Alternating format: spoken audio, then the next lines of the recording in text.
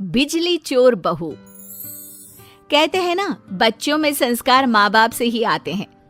पारुल की शादी के पहले से ही उसके मायके में अंधेरा होने से पहले, पारुल कहाँ है? जल्दी से स्टूल लेकर आ जा बेटा, वो तार भी ले आना, जल्दी कर। चारों तरफ अफरा तफरी का माहौल हो जाता है। कोई लाइट बंद कर रहा होता है तो कोई पंखा। पापा, मैंने सब रख दिया है और भाई और माँ ने सब बंद कर दिया है। आप जल्दी से पड़ोसियों के घर की बिजली की तार इस तार में लगा दीजिए। पिताजी वैसा ही करते हैं और जल्दी से सारे घर के लाइट के कनेक्शन पड़ोस के घर से आने लगते हैं। शुक्र है भगवान का कि 20 साल से बिजली का खर्चा पड़ोसी कर रहा है और उसे पता भी नहीं। चलो बच्चों, सारे घर की लाइट जला दो, रोशनी से नहा लेना चाहिए घर। बस सब फिर से काम पर लग जाते हैं। कोई लैपटॉप पर काम करता है तो कोई मोबाइल चार्ज, तो माँ इलेक्ट्रिक स्टोव पर खाना और पिता आराम से सोफे पर लेटकर टीवी के मजे लेते हैं। पापा कितने समझदार है ना माँ, इस तरह हम लोगों के घर का बिजली का बिल का खर्च तो 0 है, 0।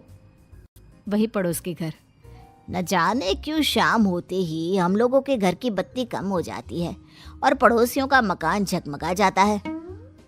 सब देश के राजनेताओं की गलती है जी, मैं तो सच्ची बोल रही हूँ। ये नेता ना किसी के सगे नहीं है। देखिए, अगली बार तो हम लोग दूसरी पार्टी को ही वोट देंगे। अरे वो तो पिछली बार भी किया था। 20 साल से 4 सरकार बदल चुके हैं हम लोग, लेकिन बिजली की समस्या वहीं की वहीं है।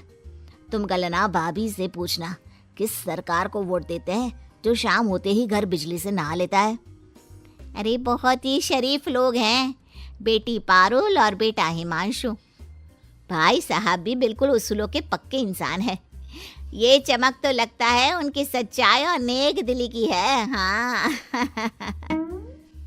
तो तुम कहना क्या चाहती हो? मैं मक्कार हूँ, बेईमान हूँ, जो घर की चमक शाम होते ही कम हो जाती है? हैं?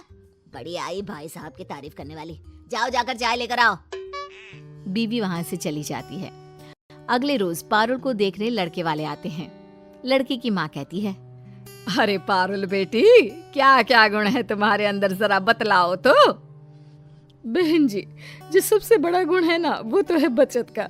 मेरी बेटी बचत में उस्ताद है, अपने लिए जागरूक है, और हाँ, सबसे बड़ी बात है कि अपने हक की लड़ाई लड़ना उसे अच्छे से आता है। हक की लड़ाई? अरे कल को मुझसे ही ना लड़ने लग जाए। नहीं, हक की लड़ाई समाज में। उनके कहने का मतलब है कि मुझे समाज सेवा का शौक है। खैर, सास पारुल के गुणों से इम्प्रेस हो जाती है और पारुल की शादी राज से हो जाती है। शादी के 1 महीने बाद, माँ ये देख तो बिजली का बिल। अरे कितना आ गया? इस बार भी बजट बिगड़ेगा क्या ये बिजली के बिल के चक्कर में? माँ देख तो, बिजली का बिल सिर्फ 200 रुपया आया है। हैं? ये कैसे हो सकता है बेटा? AC, cooler, TV, fridge, laptop, mobile सब तो चल रहा है, फिर कैसे बिजली का बिल कम आ रहा है? जा जरा बिजली विभाग में दिखा कर तो आ। तभी वहां पारुल आ जाती है। हद है माँ जी, लोग उन लोगों के पास जाते हैं कि हम लोगों का बिल बढ़कर आया है, आप जाओगी कि कम आया है? अरे हंसेंगे सब आप लोगों पर। अरे बचत ही की है ना हम लोगों ने। चलिए। हाँ माँ, पारुल सही तो बोल रही है। सारा दिन पारुल को मैंने गर्मी में बैठे हुए देखा है। हाँ, क्योंकि पूरी रात एसी चलता है ना।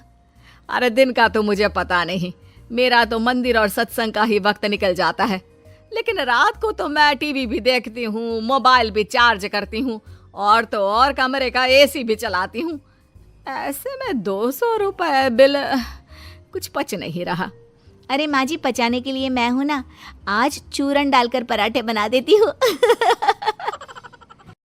बात आई गई हो जाती है, लेकिन किसी को पता नहीं होता कि शाम होते ही पारुल पड़ोस के घर से बिजली चोरी करती है। एक रोज पारुल रिक्शे में बैठकर सास के साथ बाजार जा रही थी कि सड़क पर गड्ढा होने के कारण रिक्शे से गिर जाती है। अरे देखो देखो, मेरी बहू गिर गई। अरे कोई है क्या? बचाओ मेरी बहू को। किसी तरह सब मिलकर पारुल को उठाते हैं। ये सड़क कौन है एमएलए? हाँ, मैं अभी ट्वीट करती हूँ इस सड़क की फोटो खींचकर। अरे सड़क सुधारने की जिम्मेदारी होनी चाहिए, टैक्स देते हैं हम। वो रिक्शा वाला कहाँ गया? कहाँ है वो? माफ कर दीजिए मैडम, वो रास्ते में अंधेरा था तो गड्ढा दिखाई नहीं दिया। वाह जी वाह, ये स्ट्रीट लाइट भी नहीं जल रही है। मैं अभी एमएलए को बोलती हूँ। बहू मंत्री के पास जाती है। अरे मैडम, ये तो बिजली विभाग की गलती है कि वो सड़क की बिजली क्यों काट रहे हैं। जाइए बिजली विभाग में कंप्लेन करिए। पता क्या है वहाँ का? शास्त्री भवन, कमरा नंबर 503। बहू अगले दिन शास्त्री भवन जाती है। कमरे नंबर 503 में जहाँ बैठा अधिकारी बहुत ही खड्डूस होता है। हाँ, ये टूटी फूटी महिला कौन है? ये डॉक्टर का क्लिनिक नहीं है, बिजली विभाग का दफ्तर है, समझी? अरे तो मैं आपकी शिकायत लेकर आई हूँ। आम्बेडकर मार्ग की स्ट्रीट लाइट नहीं जल रही है। कल मेरा रिक्शा गड्ढे में गिर गया जिससे मुझे ये चोट आई है, समझे? इससे पहले कि कोई और गिरे, पहले तो लाइट लगाइए, और दूसरा लाइट क्यों नहीं है इसका कारण बताइए। अधिकारी को बहू की बात पर गुस्सा आ जाता है। वाह वाह वाह, अब आम जनता दफ्तर में घुसकर सवाल करेगी। अरे रमेश, जरा मैडम के घर का एड्रेस लेकर इनकी हिस्ट्री तो निकालो, अभी दे देते हैं इनके सवाल का जवाब। हाँ मैडम जी, पहले तो अपना नाम और पता लिखिए इस कागज पर, फिर आपको देते हैं जवाब कि वहाँ बत्ती क्यों नहीं थी। बहू सारा लेखा जोखा कागज पर लिखकर चली जाती है। अगले रोज, बहू, शाम के वक्त कौन आ गया, जरा देख तो। सामने बिजली विभाग के लोग खड़े होते हैं। अरे माँ जी, वही लोग आए हैं जिनके खिलाफ मैंने कंप्लेन की थी। माफी मांगने आए हैं क्या? नहीं, यहाँ छापा पड़ा है। आपके घर की तार पड़ोसी के घर पर लगी है। अब तो आप चलिए जेल। बहुत सवाल कर रही थी ना, जवाब वहीं मिलेगा। हाँ, नहीं नहीं, मुझे माफ कर दीजिए, मैंने तो बस वो गलती से।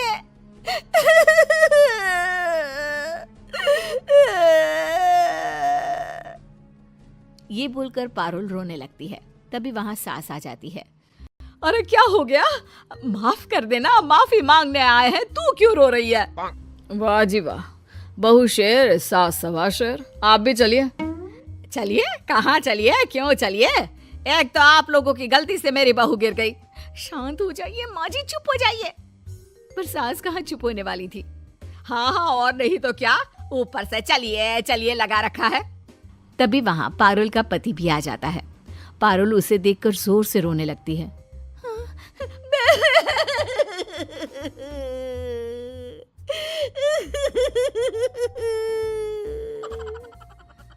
अरे क्या हुआ पारुल, रो क्यों रही हो? और कौन है ये लोग? पारुल पति को सारी बात बता देती है। देखिए, अपनी बीवी की तरफ से मैं माफी मांगता हूँ। और पारुल, सच कहो तो तुम जैसे लोगों के कारण ही देश का बिजली विभाग घाटे में रहता है। बिजली बचाना सरकार कहती है, लेकिन तुम तो बिजली चोर निकली। और देखो, तुम्हें चोट भी बिजली की कमी के कारण ही लगी। अब माफी मांगो इन लोगों से। मेरी समझ में बात आ गई है, मुझे माफ कर दीजिए। मैं कभी बिजली चोरी नहीं करूंगी और सरकार के बिजली बचाओ अभियान का हिस्सा बनूंगी।